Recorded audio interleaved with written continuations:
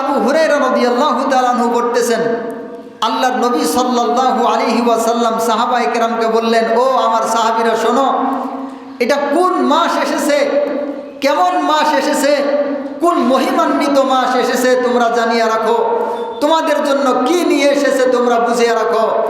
কুল্লু আমালি বিনি আদামা ইউদাআফুল হাসানাতু বিআশরি আমসালিহা ইলা 700 দিফিন।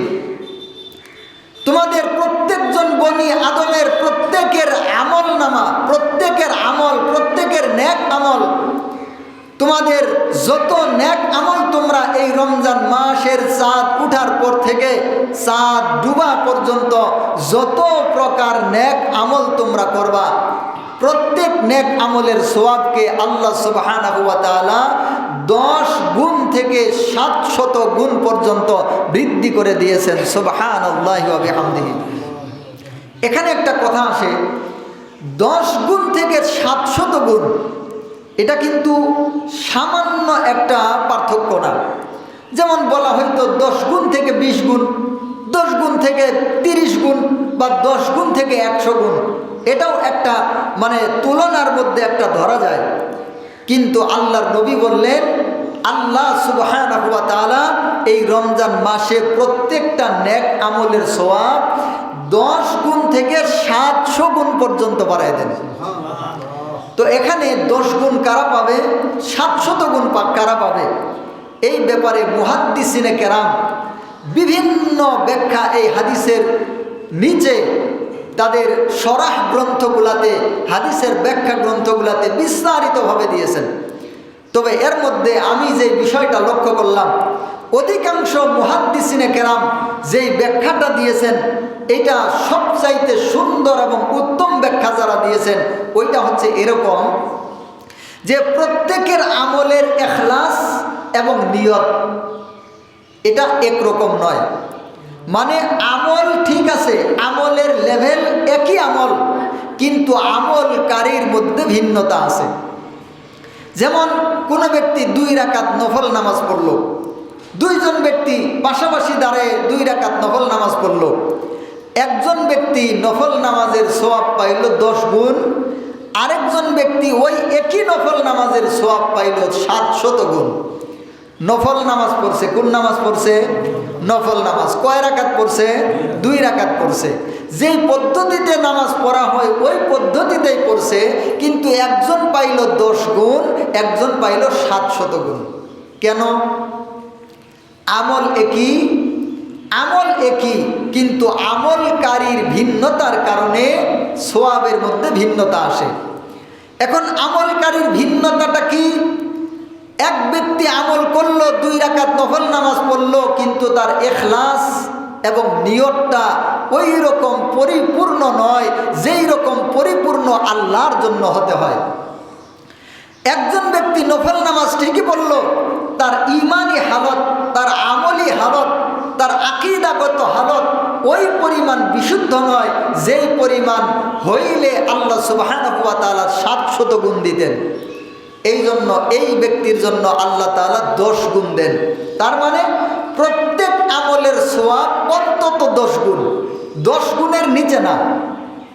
রমজানে যদি কোনো ব্যক্তি যে কোনো প্রকার আমল করুক না কেন, এটা 10 গুণের নিচে সওয়াব আল্লাহ দেন না, অন্তত 10 গুণ দেন, আর উপরে 700 গুণ দেন। এখন 700 গুণ কারা পায়?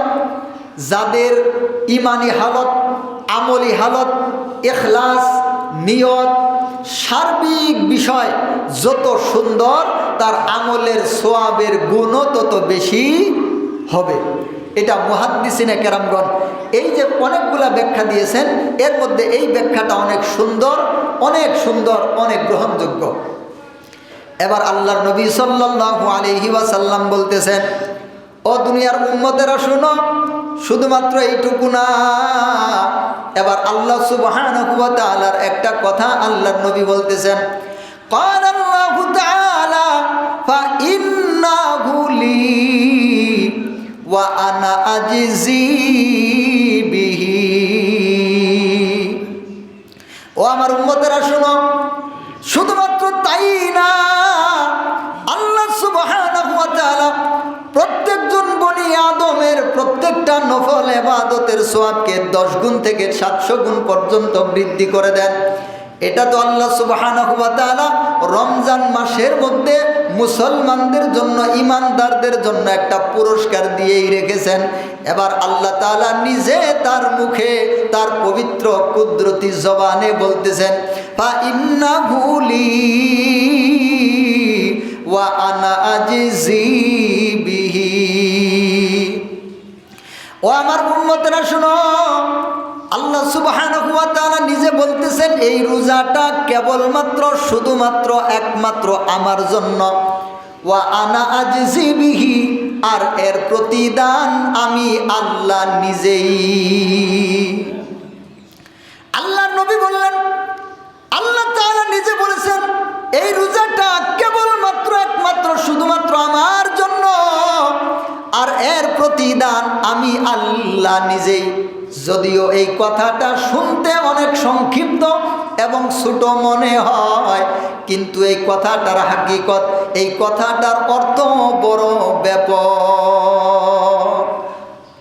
আল্লাহ তাআলা কেন বললেন ফা ইন্নাহু লি, এই ইবাদত একমাত্র, কেবলমাত্র, শুধুমাত্র আমার জন্য। আমরা যারা নামাজ পড়ি, আমরা তো নামাজটাও আল্লাহর জন্য পড়ি। আমরা যারা হজ করি, আমরা তো হজটাও আল্লাহর জন্যই করি। আমরা যারা বিভিন্ন ইবাদত করি, দান খয়রাত করি, যাকাত দেই, আমরা তো ওই ইবাদতগুলোও আল্লাহর জন্যই করি।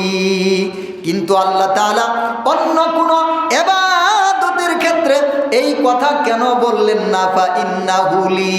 আল্লাহ তাআলা অন্য ইবাদতের জন্য এই কথাটা কেন বলেন নাই? নামাজের জন্য কেন বলেন নাই? হজের জন্য কেন বলেন নাই? ওরা আরো অনেক যে ইবাদত আছে, ওই ইবাদত গুলার জন্য আল্লাহ তাআলা ফা ইন্নাহু লি, এই কথাটা আল্লাহ তাআলা কেন বলেন নাই? এই ব্যাপারে মুহাদ্দিসিনে কেরামগণ লম্বা করে অনেক বক্তব্য দিয়েছেন। এর মধ্যে থেকে কিছু অংশ আপনাদেরকে আমি শোনাই। মুহাদ্দিসিনে কেরাম বলতেছেন, ও দুনিয়ার মানুষেরা শোনো গো, আল্লাহ সুবহানাহু ওয়া তাআলা বিশেষ করে শুধুমাত্র রমজানের জন্য এই কথাটা কেন বলে দিলেন? এর কারণ হচ্ছে মানুষ নামাজ পড়ে, নামাজটা রিয়া এবং সুমার জন্য হতে পারে। রিয়া অর্থ হচ্ছে মানুষকে দেখানোর জন্য, আর সুমা অর্থ হচ্ছে মানুষকে শোনানোর জন্য। তার মানে মানুষ নামাজ পড়তে পারে মানুষকে দেখানোর জন্য অথবা শোনানোর জন্য, হজ করতে পারে দেখানোর জন্য অথবা শোনানোর জন্য, যাকাত দিতে পারে দেখানোর জন্য অথবা শোনানোর জন্য, তাহাজ্জুদ পড়তে পারে দেখানোর জন্য, শোনানোর জন্য, অন্যান্য ইবাদত বান্দা করতে পারে মানুষকে দেখানোর জন্য এবং শোনানোর জন্য, যেটাকে রিয়া এবং সুমআ বলা হয়। কিন্তু রোজাটা একমাত্র এমন ইবাদত, যে ইবাদতটা মানুষ অন্য কাউকে দেখানোর জন্য আর শোনানোর জন্য করতে পারে না। মানুষ মনে করতে পারে আমি মুরব্বি হয়ে গেছি, বয়স হয়ে গেছে, এখনো মসজিদে যাই না, নামাজ পড়ি না, মানুষে কি বলবে? অথবা স্ত্রী ডাক দিয়ে বলে, ও আমার স্বামী বয়স হয়ে গেছে, দাড়িগুলা পেকে গেছে, চামড়াটা ঢিল হয়ে গেছে, কোন দিন যেন আল্লাহর পক্ষ থেকে ফেরেশতা আসিয়া তোমাকে ধরে নিয়ে যাবে, তুমি তো এখনো নামাজ পড়লা না। মানুষে কিন্তু বিষয়টাকে ভালোভাবে দেখে না। এবার বিবির কথা শুনে কোনো ব্যক্তি নামাজ পড়ার জন্য যাইতে পারে, কিন্তু সে আল্লাহর জন্য যাই নাই, মানুষের দেখানোর জন্য, মানুষকে শোনানোর জন্য গেছে, ঠিক কিনা? অথবা কোনো ব্যক্তির টাকা পয়সা আছে, হজ যদি করা হয় মানুষে তাকে হাজী সাহেব বলে ডাকবে, মানুষে তাকে দাওয়াত দিবে, সম্মান দিবে। মানুষেরা তাকে হুজুরদেরকে যখন দাওয়াত দেয়, হাজী সাহেবদেরকেও মানুষ দাওয়াত দেয়, কারণ হাজী সাহেবরা আল্লাহর ঘরের মেহমান হয়েছে, তার সম্মান ইজ্জতটা বেড়ে গেছে। এবার এই জন্য বলল, আমার যেহেতু অনেকগুলা টাকা আছে, হজ যদি না করি তো মানুষে কি বলবে? এই জন্য মানুষকে দেখানোর জন্য, মানুষকে শোনানোর জন্য, হাজী সাহেব হওয়ার জন্য, হজ করার জন্য গেল, কিন্তু সে আল্লাহর জন্য হজ করতে যায় না। তো মানুষ যত ইবাদত করে, যেমন মানুষেরা নিশিরাত্রিতে উঠিয়া তাহাজ্জুদের নামাজটা আদায় করে, এমন অনেক মানুষ আছে তাহাজ্জুদের নামাজটাও মানুষকে দেখানোর জন্য, শোনানোর জন্য পড়ে। কেমনে পড়ে? রাত্রে যখন ঘুম থেকে উঠে তাহাজ্জুদের নামাজ পড়ার জন্য লম্বা করে বড় বড় করে কাশি দেয়, যাতে করে মানুষ শুনে অমুক মানুষটা তাহাজ্জুদ নামাজ পড়ার জন্য উঠেছে। কাশির মাধ্যমে বুঝায়, কাশির মাধ্যমে জানায়, কাশির মাধ্যমে শোনায়, ও এলাকাবাসী জানো না আমি তো তাহাজ্জুদ নামাজ পড়ার জন্য উঠছি। বলেন তো এর নামাজের মধ্যে আল্লাহর জন্য ইখলাস আছে নাকি মানুষের জন্য হয়ে গেছে? এবং দিনের বেলা গল্প করেন, এই অমুক তুমি শুনছনি, আমি যখন রাত্রিবেলা তাহাজ্জুদ নামাজ পড়ার জন্য উঠছি তো এই কাণ্ড দেখলাম। তার মানে ওইটা কাণ্ড বলা উদ্দেশ্য না, তার তাহাজ্জুদ নামাজ যে পড়ছে এইটা শোনান ওই তার উদ্দেশ্য আছে না নাই? কিন্তু রোজা, রোজা হচ্ছে এমন ইবাদত যেটা কেউ মানুষকে দেখানোর জন্য রাখতেই পারে না, করতেই পারে না। কিভাবে পারে না? যেমন ঘরের মধ্যে খানা আছে, ক্ষুধা পেটের মধ্যে আছে, ঘরের মধ্যে খানা আছে, অথবা ভাত যদিও না থাকে মুড়ি তো আছে, চিরা তো আছে, ঠিক কিনা? পানি তো আছে, অন্তত পানির তো কারো অভাব নাই। স্ত্রীর আড়ালে গিয়া, সন্তানের আড়ালে গিয়া, দুনিয়ার মানুষের আড়ালে গিয়া যদি সে পানিটা পান করে নেয় তাই তো রোজাটা শেষ হয়ে যায়। কিন্তু একমাত্র আল্লাহ, একমাত্র আল্লাহর জন্য মালিককে ভয় করিয়া রোজাটা রাখে। এই জন্য রোজার মধ্যে রিয়া এবং সুমআ হতে পারে না। এই জন্যই মুহাদ্দিসিনে কেরাম বলতেছেন, ও মানুষ, ও দুনিয়ার মানুষ, আল্লাহ তাআলা কেন বললেন শুধুমাত্র রোজার ব্যাপারে? কেন বললেন ফা ইন্নাহু লি? এই রোজা হচ্ছে একমাত্র, কেবলমাত্র, শুধুমাত্র আমার জন্য। কারণটা হচ্ছে এটাই। বলেন সুবহানাল্লাহ। এরপর আল্লাহ তাআলা বলতেছেন ফা আজজি বিহি, ও দুনিয়ার মানুষেরা শোনো, এই রোজাটা একমাত্র আমার জন্য, আর এর প্রতিদান আমি আল্লাহ নিজেই। কারণটা কি? কারণ হচ্ছে এই রোজা মানুষকে দেখানোর জন্য, শোনানোর জন্য হতে পারে না। যেই ব্যক্তি রাখে তো আল্লাহকে দেখানোর জন্যই রাখে, আল্লাহকে পাওয়ার জন্যই রাখে। এই জন্য আল্লাহ তাআলা বললেন, আমি যদি এর নির্দিষ্ট কোনো সওয়াব নির্ধারণ করে দেই তো দিতে পারি, আমি যদি কোনো নির্দিষ্ট সওয়াব নির্ধারণ করে দেই তো দিতে পারি, কিন্তু যেহেতু এটা একমাত্র আমার জন্যই হয় তো আমি এর নির্দিষ্ট কোনো সওয়াব নির্ধারণ করলাম না। নামাজ পড়লে কত সওয়াব হাদিসের মধ্যে আছে, যাকাত দিলে কত সওয়াব হাদিসের মধ্যে আছে, হজ করলে কত সওয়াব হাদিসের মধ্যে আছে, কিন্তু রোজা রাখলে কত সওয়াব এই ব্যাপারে কোনো কিছু কোরআনেও নাই, হাদিসেও নাই, কোনো কিতাবের মধ্যেও নাই। এই জন্য আল্লাহ, এই জন্য নাই যে আল্লাহ তাআলা এটা নির্ধারণ করে দেন নাই। আল্লাহ তাআলা বলেছেন ফা আজজি বিহি, আমি নিজেই হচ্ছি রোজার বদলা। আল্লাহ যদি বলেন আমি নিজে এর বদলা, এর মানে কি? যেমন মনে করেন দুইজন বন্ধু, একজন গরিব মানুষ, একজন বড় ধনী মানুষ। ধনী মানুষ একদিন বাড়িতে বেড়াইতে এসে দেখতেছে আমার ছোটবেলার বাল্যকালের বন্ধুটা বড় গরিব। এবার বন্ধুরে বলে দিল, বন্ধু আমি তো অনেক টাকা পয়সার মালিক, তো তুমি যে ভাঙ্গা ঘরের মধ্যে আছো এটা আমার কাছে ভালো লাগে না। ও বন্ধু, ছোটবেলা একসাথে কত খেলেছি, একসাথে কত ঘুরেছি, এটা আমার কাছে ভালো লাগতেছে না। তো তুমি ছোট করে একটা বিল্ডিং করো, আমি তোমার জন্য ব্যবস্থা করব। এবার ওই বন্ধু ডাক দিয়ে বলতেছে, বন্ধু রে এত টাকা পয়সা কই পাবো? এবার ওই বন্ধু কয়, আরে টাকা পয়সার চিন্তা করস কেন, আমি নিজেই তোর সাথে আছি। বলেন তো এর দ্বারা কি বুঝাইলো? ওই বন্ধু বলতেও পারতো তোরে আমি 50 লাখ টাকা দিব, তোরে তোরে আমি 1 কোটি টাকা দিব, তোরে আমি 1 বিলিয়ন দিব, 1 ট্রিলিয়ন দিব। সংখ্যাটা নির্ধারণ করে বলতে পারত, কিন্তু সংখ্যাটা নির্ধারণ করে বললে কথাটার মানটা একটু কমে যায়, কথাটার দামটা একটু কমে যায়। এবার বন্ধু যখন বলছে, আরে দোস্ত চিন্তা করিস না, আমি নিজেই তোর সাথে আছি, তার মানে দোস্ত এত বড় কথা বলছে যে কথাটা আর কোনো সীমানা দিয়ে মাপা যায় না। আশা করি বুঝতে পারছেন। আল্লাহ তাআলা এই জন্য সীমা নির্ধারণ করেন নাই। আল্লাহ যদি বলতেন একদিনের রোজা যারা রাখবে আমি তাদেরকে এত এত এত এত সওয়াব দিব, এই কথাটাও হয়তো সুন্দর হইতো, কিন্তু কথাটার মূল্যটা একটু কমে যাইতো, রোজার দামটা একটু কমে যাইতো। আল্লাহ যখন বলছেন ফা ইন্নাহু লি ওয়া আনা আজজি বিহি, এর মানে আল্লাহ তাআলা রোজার কত সওয়াব দিবেন, এটা কত বড়, কত আজমতপূর্ণ, কত বরত্বপূর্ণ, এইটা কোনো মানুষে চিন্তা করে শেষ করতে পারবে না। এবার আল্লাহ তাআলা বলতেছেন, ও দুনিয়ার মানুষেরা, এই রোজার বদলা আমি নিজেই, কিন্তু কেন, কারণটা কি, কি কারণে এই রোজার বদলা আমি নিজেই হয়ে গেলাম?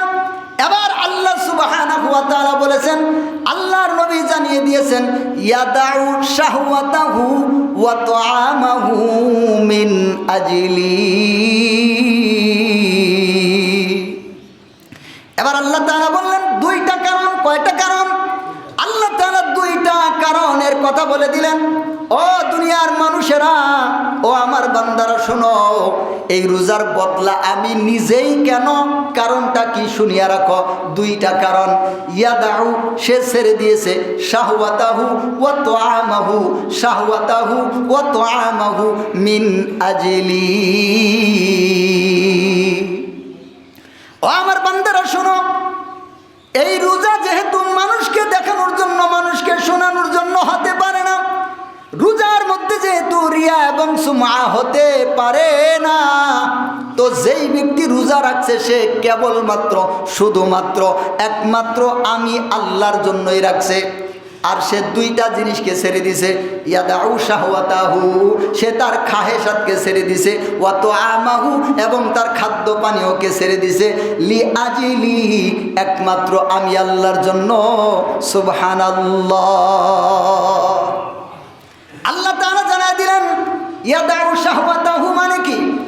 শাহওয়াত শব্দের অর্থ হচ্ছে খাহেশ। যেমন নারীদের দেখলে পুরুষের অন্তরের মধ্যে একটা বাসনা তৈরি হয়, নিজের স্ত্রীকে দেখলেও পুরুষের অন্তরের মধ্যে একটা খাহেশ তৈরি হয়, একটা বাসনা তৈরি হয়, অন্তরের মধ্যে একটা পরিবর্তন আসে। এই পরিবর্তন, এই বাসনাকে বাংলা ভাষায় আমরা যেই ভাষায় বলি, আরবিতে এটাকে খাহেশ বলা হয়।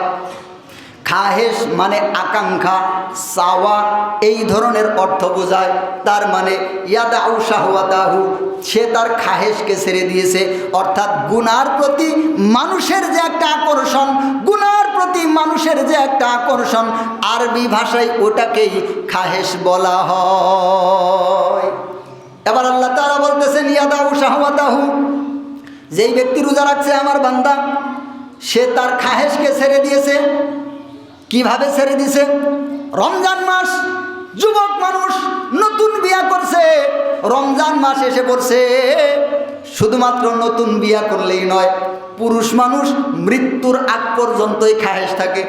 মহিলা মানুষের শেষ বয়সে এসে তেমন কোনো আকাঙ্ক্ষা থাকে না, কিন্তু পুরুষ মানুষরা ভিন্ন। এই পুরুষ মানুষরা মরার আগ পর্যন্ত খাহেশ থাকে, আকাঙ্ক্ষা থাকে। এই জন্য নির্দিষ্ট বয়সের পরে যদি মহিলাকে বিয়ে দেওয়া হয়, ওর আর সন্তান হয় না, কিন্তু মরার আগ পর্যন্ত একজন পুরুষকে বিয়ে করাইলে মরার 1 ঘন্টা আগেওতে সন্তান জন্ম দেওয়ার ক্ষমতা রাখে। তো আল্লাহ তাআলা বলতেছেন ইয়াদাউ শাহওয়াতাহু, সে তার খাহেশকে ছেড়ে দিছে। ঘরের মধ্যে হালাল স্ত্রী, কোনো প্রকার সমস্যা নাই, কোনো প্রকার বাধা নাই। দুনিয়ার কেউ তাকে স্ত্রীকে ব্যবহার করার জন্য বাধা দিবে না, কোনো ফেরেশতা এসেও তাকে বাধা দিবে না। কিন্তু তার অন্তরের মধ্যে চাওয়া থাকা সত্ত্বেও, আকাঙ্ক্ষা থাকা সত্ত্বেও, ইচ্ছা থাকা সত্ত্বেও, খাহেশ আসা সত্ত্বেও, একমাত্র কেবলমাত্র মালিককে ভয় করিয়া, মালিককে ডরায়া, মালিককে রাজি খুশি করার জন্য তার বিবির সাথে তার খাহেশকে পুরা করতেছে না। এটা একটা বিষয়। দ্বিতীয় বিষয় হচ্ছে মানুষের হাতে হাতে এখন মোবাইল আছে, ঘরের মধ্যে টিভি আছে, মন চাইলে একটা সিনেমা বের করে দেখলে দুনিয়ার কেউ নিষেধ করবো নাকি? কথা কয় না কেন? ঘরের মধ্যে বসিয়া একা একা ঘরের মধ্যে বসিয়া মোবাইলটা বের করে আপনি সিনেমা দেখা শুরু করলেন, জিবরাইল আলাইহিস সালাম এসে আপনাকে না করবো নাকি? তো দুনিয়ার কেউ আপনাকে নিষেধ করবে না, দুনিয়ার কেউ আপনাকে না করবে না। কিন্তু আপনার মনে হইল রমজান মাস, সিনেমার মধ্যে তো অশ্লীল অঙ্গভঙ্গি আছে, এই জন্য আল্লাহর জন্য রমজানকে পবিত্র রাখার জন্য আমি কোনো নাটক সিনেমা কোনো গান টান আমি শুনলাম না। তো এই ব্যক্তিটা আকাঙ্ক্ষা খাহেশটা কার জন্য ছেড়ে দিল? একমাত্র আল্লাহর জন্য ছেড়ে দিল। আল্লাহ তাআলা ওই কথাটাই বলতেছেন। সামনে দিয়ে মহিলা মানুষ যাইতেছে, ইচ্ছা করলেই ওর দিকে যাওয়া যায়, ইচ্ছা করলেই দৃষ্টি দেওয়া যায়, কিন্তু মুমিন বান্দা আল্লাহর জন্য দৃষ্টি দিল না, আল্লাহর জন্য এই বেগানা মহিলার দিকে তাকাইল না। আল্লাহ সুবহানাহু ওয়া তাআলা এই কাজটাই বান্দার কাছে সবচাইতে বেশি পছন্দ করে। যেমন আল্লাহ তাআলার কাছে ফের আরেকটা কথা বলতেছেন, ও দুনিয়ার মানুষেরা শোনো, এই রমজান মাস কেমন মাস, এই রমজান মাস কত গুরুত্বপূর্ণ মাস, মনোযোগ দিয়ে শোনো। আল্লাহর নবী সাল্লাল্লাহু আলাইহি ওয়াসাল্লাম বলেছেন, লিসাইমি ফারহাতান, রোজাদারের জন্য দুইটা আনন্দের কথা আল্লাহ সুবহানাহু ওয়া তাআলা বলেছেন। লিসাইমি ফারহাতান, ফারহাতুন ইনদা ফিতরিহি ওয়া ফারহাতুন ইনদা লিকাই রাব্বিহি। একটা আনন্দ হচ্ছে রোজা খোলার সময়, ইফতারের সময়, আর এটাকে দ্বিতীয়ভাবে বলা হয় রমজানের চাঁদ শেষ হয়ে যখন শাওয়ালের চাঁদ উঠবে, ওই আনন্দকেও বোঝানো হয়। আর আরেকটা আনন্দ হচ্ছে মহান মালিককে রোজাদারেরা যেদিন দেখতে পাবে। মানুষেরা যখন হাসরের ময়দানে পানির পিপাসায় কাতরাতে থাকবে, আল্লাহ সুবহানাহু ওয়া তাআলা সেই দিন